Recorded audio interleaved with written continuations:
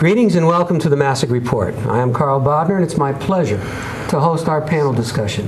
The topic of our panelists will address revolves around the question of what makes a hero, and do we all need to have someone we view as a hero? Our guest panelists today are Mr. Jeff Seymour, member of our History and Social Science Department, Ms. Penny Odell, a member of our English Department, Senior Maggie Soper, and Senior Dylan Zerjav. They have agreed to share their thoughts about heroes and heroism. This is an open forum, and we invite our guests to share their reactions to each other's ideas. So let us begin.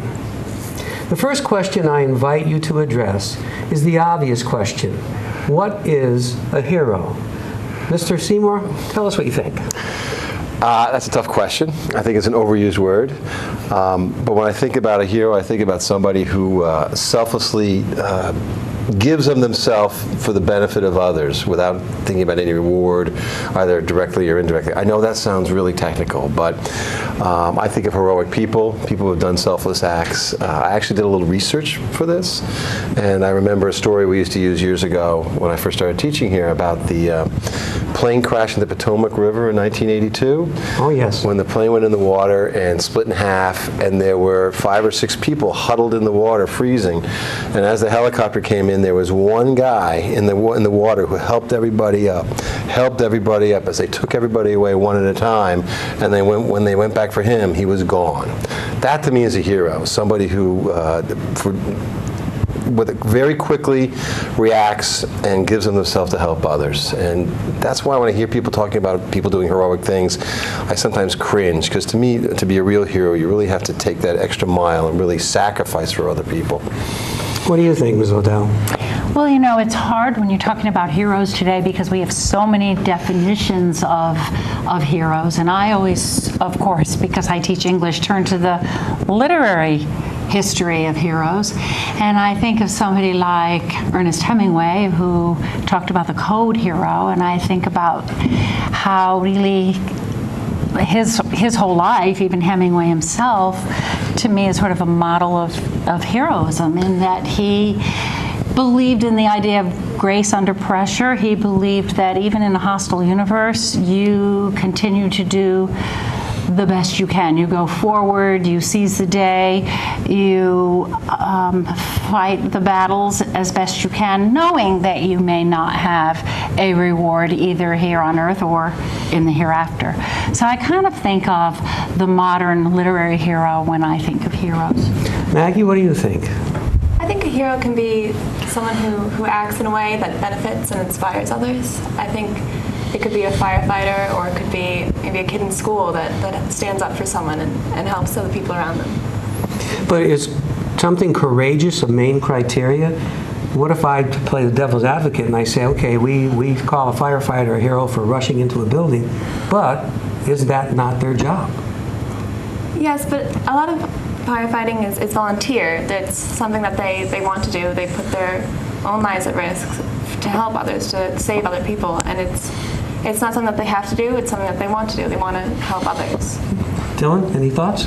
Yeah, I feel that a hero is, I agree with you, that it's a misused word, it's overused. I think people all too often think of a hero and an idol as being synonymous, when in fact they're not. A hero is somebody that has to sacrifice something of themselves in order to give to others. They need to not seek an end reward, whereas an idol is somebody maybe who is courageous, has good morals that you'd like to emulate, but they're not necessarily heroes. I think it's a strong point you just made, and well taken. Wouldn't you agree? I think he's got a spot on there. It's like we can. When you think about something like an idol, we can admire them, we could want to be like them, but a hero is something different. A hero has that some different transcendent quality that takes them out of the realm of just somebody we admire. I mean, that's why you're talking about idols and people that we see in TV. That's why I suggest it's overused. I mean, you can have an idol. There are many people we should admire, and we should admire people for a lot of different things, but they're not all heroes.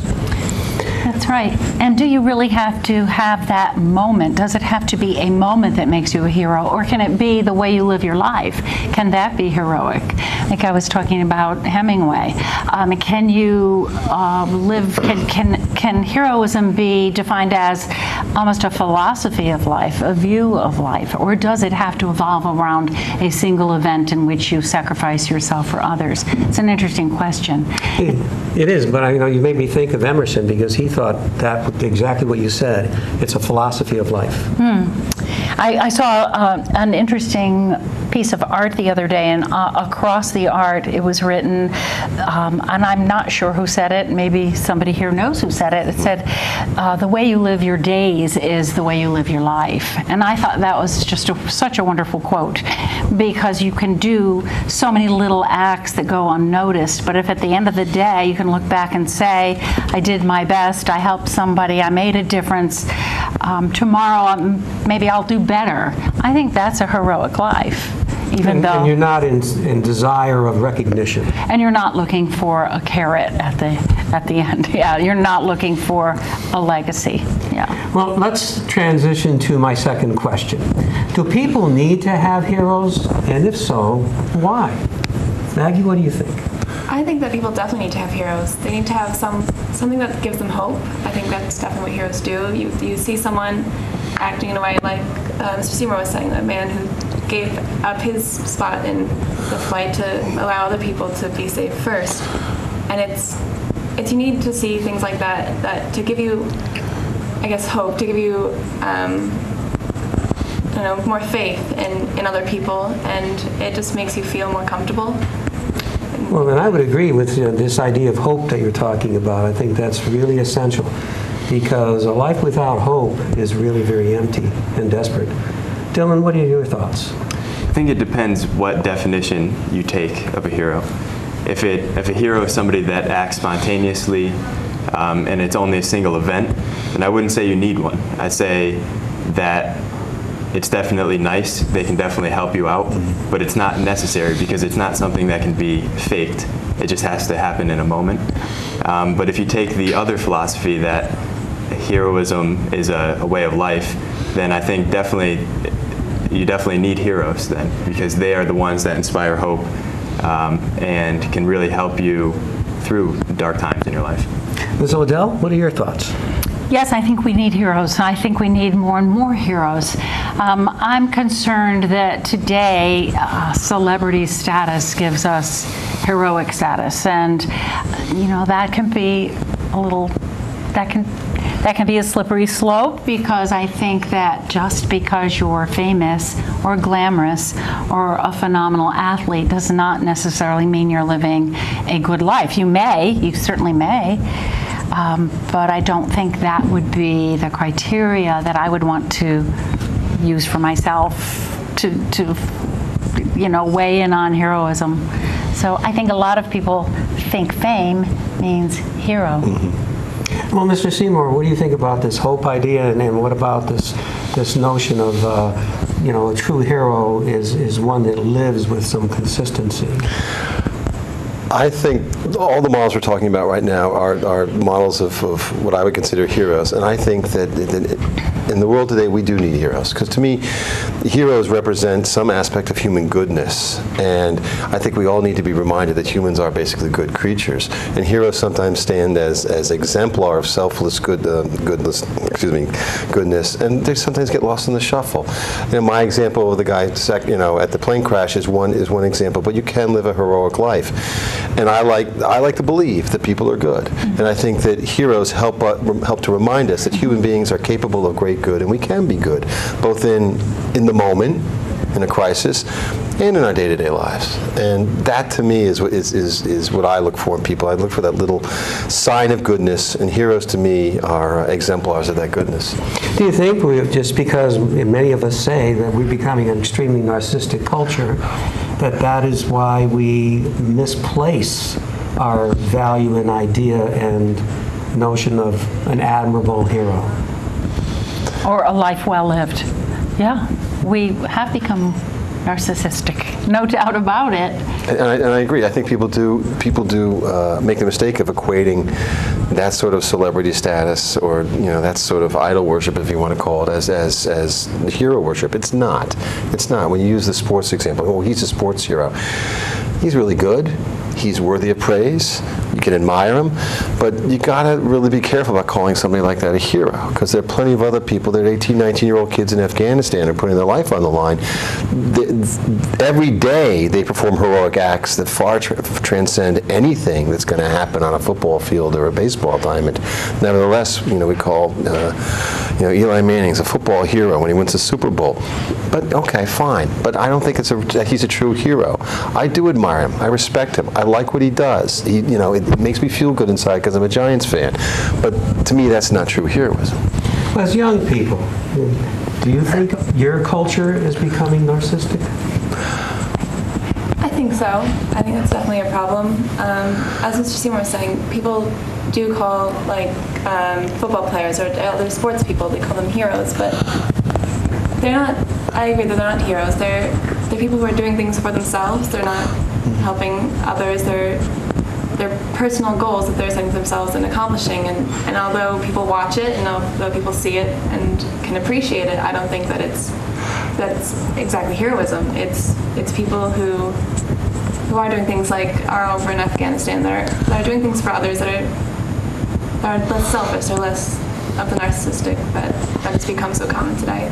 Well, Dylan, let me ask you, if we are becoming a culture that lives by a idea that life is all about me, are we ever going to be able to return to recognizing what a true hero is? No, I don't think so. I think that it's kind of permanent now. Now that we have this thought ingrained in our minds, it keeps passing on from generation to generation. Because I know I've learned from my parents, I've kind of adopted their opinions. It just naturally happens. And I think once we've adopted this, I think the residual effects will be felt for a long time. And that's kind of a sad commentary, I would suggest. Well, these comments lead me to ask if you think there are persons who are naturally heroic. Anyone want to comment on that? That is a tough one. In terms of living your life well every day, I think there are people who are naturally heroic without knowing so. I mean, I think, again, this is when talk about human goodness. People who demonstrate good qualities and are good people can be heroic without even knowing it. The notion of the original kind of heroism I started with in terms of responding to a crisis, you're not going to know. You're not going to know until it really happens. We like to plan out our lives. We like to know where things are going. But as I constantly remind my kids, you don't know what's going to happen. Life is going to throw things, in your direction. You're going to have to respond. I hope you respond correctly, if maybe even heroically. But until it happens, you're not going to know. I would like to think that if you do have a good soul, and if you do think about other people, and you're selfless, that in a time of crisis where somebody has to act, you will do the right thing. I'm very optimistic about people. I tend to think that they will do the right thing. I've been wrong, but I continue to believe that people will do the right thing. And I hope that everybody, when they're put in a time of crisis and have to act, will do the right or heroic thing. And I believe that everybody can do it. It doesn't happen all the time, but I think that we do have that capacity inside us to do that. Yet I hear so often that we are becoming a culture of entitlement. Mm-hmm. I'm sure you hear that. How do we combat that? Do you have any reflection on that? Well, it's certainly a cultural shift to believe that just because you are, I think being on the planet is sort of an accident of birth, and just because you're on the planet doesn't necessarily mean you are entitled to really anything. So I'm not sure how we move away from that other than to have conversations like this in our homes, in our places of worship, in our schools, because I think we have to be reminded that we are literally a grain of sand in comparison to the rest of the world. You know, we as an individual are the size of a grain of sand, and our significance is questionable, really, and we yet think we're very important. My grandmother used to always say that the only thing birth assures is that you're here, and that is it. Now, looking at you young people again, and I love having Existential, you aren't I? to do this. What do you think? Do you see this, when you look at your peers and the generation before you or after you, as being people who have the strong sense of entitlement? That they have this mammoth expectation of what life owes us, and therefore, once you do that, you become less a responsible person, I would suggest. Any thought about that? Dylan? I've noticed that our generation has displayed more feelings of entitlement. I don't know if it's because of shift in technology and maybe larger incomes that parents have been spoiling their children more so, and you grow up in that environment that you've always been provided what you need, and you didn't really have to work for it, because as a child you don't have to work for anything that you have. So I feel like that's kind of the change that's been going on. Do you think there's an exaggeration and an inflation of people having a false sense about how much life owes them and what they are, in fact, responsible for? Oh, definitely. People don't realize how insignificant really their time here is. I'm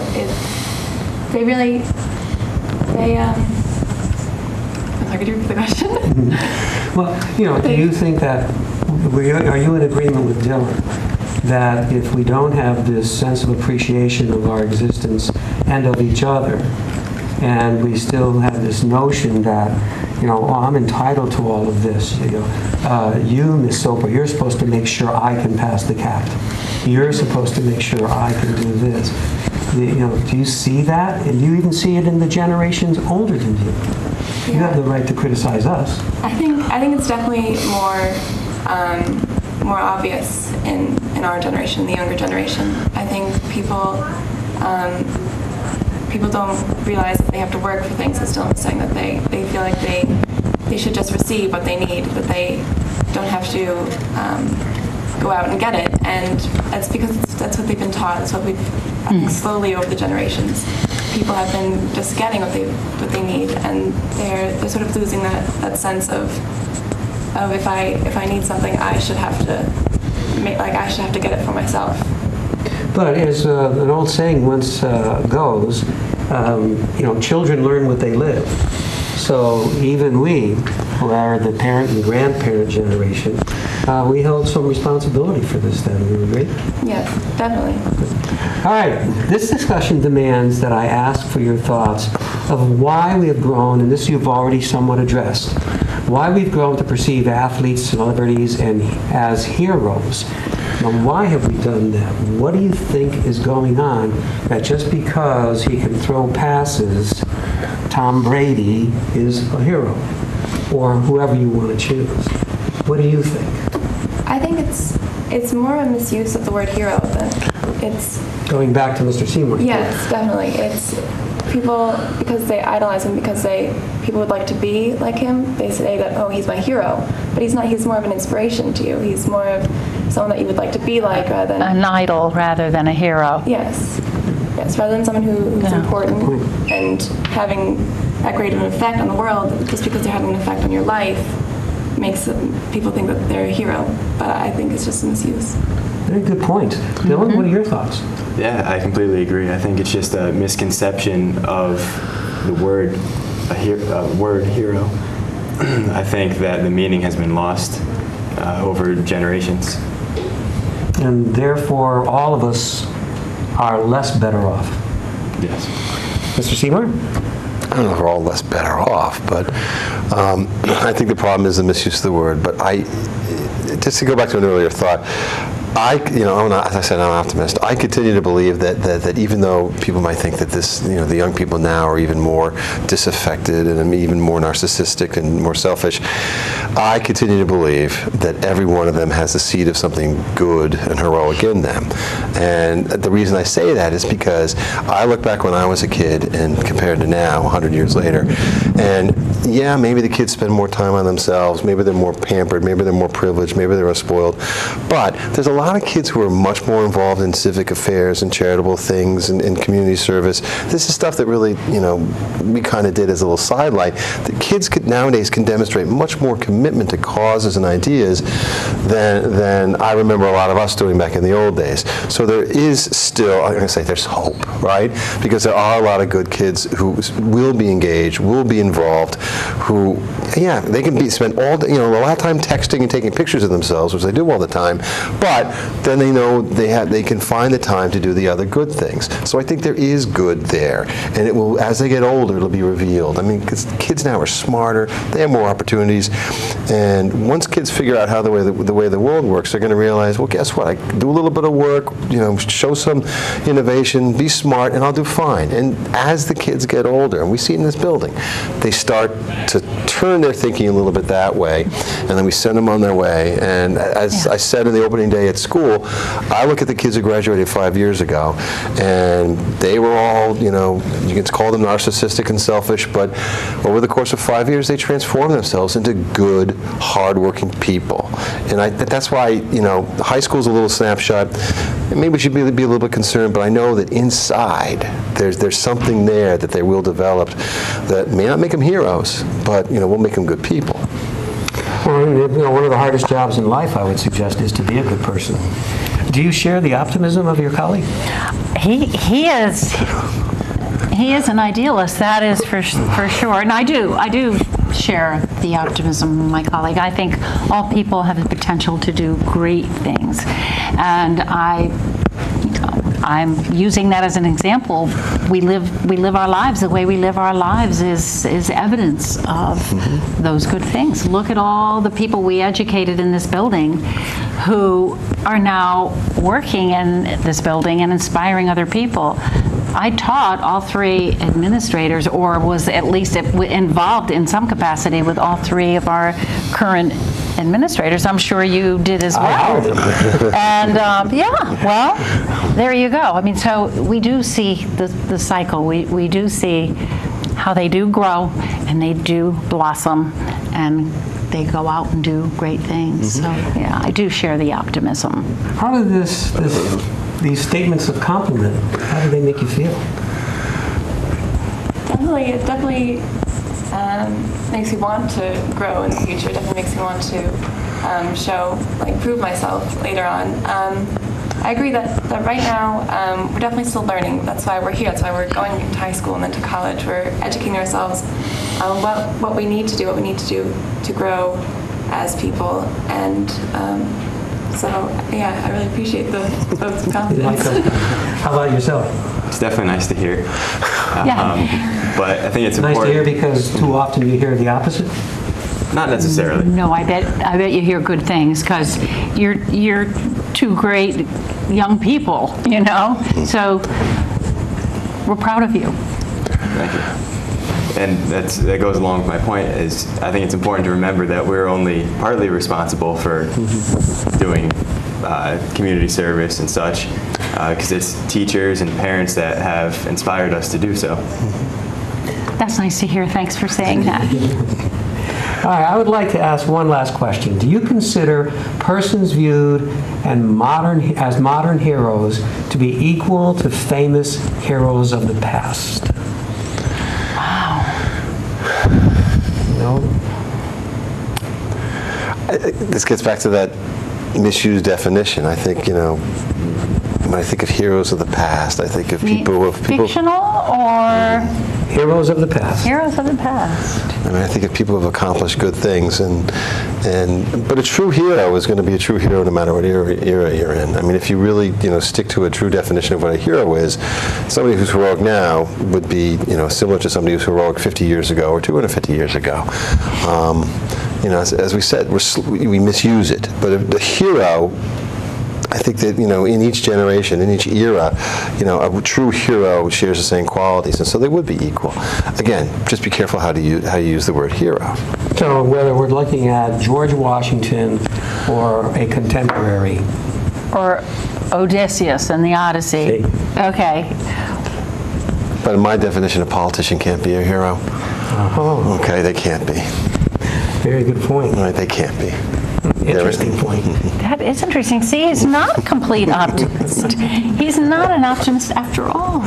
When you look at He's a little bit sardonic. persons who you've been taught about in history classes, and many of them have been placed on, iconic pedestals, right? Do you think those heroes were in any fashion greater than today's, or are they just good models for today? I don't think they're greater than today. I think they're definitely good models still. But I think it's definitely the ones that we learn about are the ones who did the greatest and actions and actually had the most impact. And today I think we don't really know who those people are going to be or who they even are right now. But we see that the little things, and we see just different ways that people, just like average people, are helping out. And I think that I don't think that makes them lesser heroes. I think just because it's definitely different actions now than back then. But I think, as Seymour was saying, it's the same qualities that they'll have throughout time. Agreement? I agree. I think that there's two things. I agree that they're the same. I think that a heroic act is the same 2,000 years ago as it is today. But I think there's two reasons that you have to be careful with why they're often placed higher. One is the misuse definition, and another is that over generations, people are built up higher than they actually are, just through miscommunication and exaggerated stories. So those two things contribute to why I think a lot of people view heroes of the past as being superior to those in the present. I had a professor once who said, history is just a mammoth exaggeration by which we can make ourselves feel meaningful and better. That's a good one. It's a good quote. All right, it's time to validate. Oh my gosh, my glasses.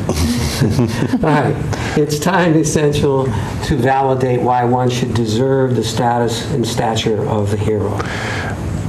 Does time have to pass? I think some people act heroically right away in the moment, and they're heroes. I think that your point about over time how stories get exaggerated. I mean, that's part of myth making. You take we have these great stories about heroes in the past, and that over time they've been embellished, and time could make you a bigger hero. But you could also be a hero in the moment. You know how history is. You take a story and you tell it enough, you embellish it enough, and the simplest thing could seem heroic. That happens. You know that. I mean, just in our own lives, it happens. But I still think that you can be a hero in the moment. It could happen. It could be thrust upon you very quickly. You agree? I agree totally with that. I don't think it takes time. In fact, I think time could possibly take away from heroism too. So sort of relative. Do you think that's true too, that time could actually corrupt it or overinflate it? What do you think, Tony? Well, I think a hero is somebody who acts in the moment. So if time elapses between an event, if they had to think about doing something, then I think that takes away from the heroic act. And Maggie? I agree. I think that if they have to think about it, if it becomes that they want to become a hero later on, then it becomes less heroic. And if over time it could have different effects on things, but I think that it shouldn't take away from that what the action meant right then at that moment. So that goes along with the point one of you made, I can't remember which, in the context that someone who is a hero doesn't think about being a hero. They don't Right, sit there they and don't say, plan it. Yeah, I want to become a hero. Yeah. Okay. Well, with that note, we'll close our discussion. I want to thank our guests, Mr. Seymour and Ms. Odell, Maggie and Dylan, for taking time from their busy schedules to participate in this discussion. I believe I can speak for all of us when I say We hope you found the program to be informative, interesting, and stimulating. On behalf of the Masuk Report, thank you for joining us, and we hope you will continue to view our future broadcasts. Until then, we wish you well and good day. Thank you.